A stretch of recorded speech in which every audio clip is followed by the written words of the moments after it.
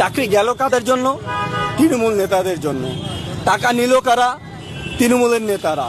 দালান বাড়ি তৈরি হলো কাদের? তৃণমূল নেতাদের। বড় বড় গাড়ি হলো কাদের? তৃণমূল নেতাদের।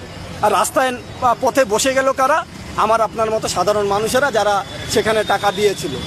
মানে যারা টাকা দিয়েছে তারা অপরাধী, আর যারা টাকা নিয়েছে তারা অপরাধী নয়। তাহলে আজকে কোন বাংলায় আমরা বসবাস করছি? আজকে আমরা ধরে নিলাম যে 26,000-এর মধ্যে 8,000 সেখানে ভুয়ো কিংবা তারা টাকা দিয়ে চাকরি পেয়েছে, তাদের যোগ্যতা নেই, ঠিক আছে, তাদেরকে বাতিল করা হোক। কিন্তু সাথে সাথে তাদের কাছ থেকে যারা টাকা নিয়েছে তাদেরও হচ্ছে শাস্তি পাওয়া উচিত।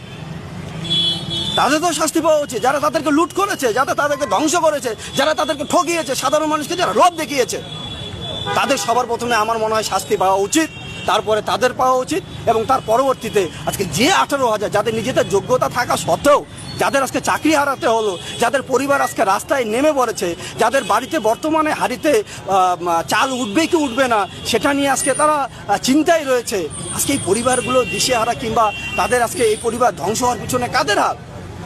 যদি আপনারা হিসাব করেন তাহলে তো পুরোপুরি তৃণমূল দলের, তৃণমূল নেতাদের।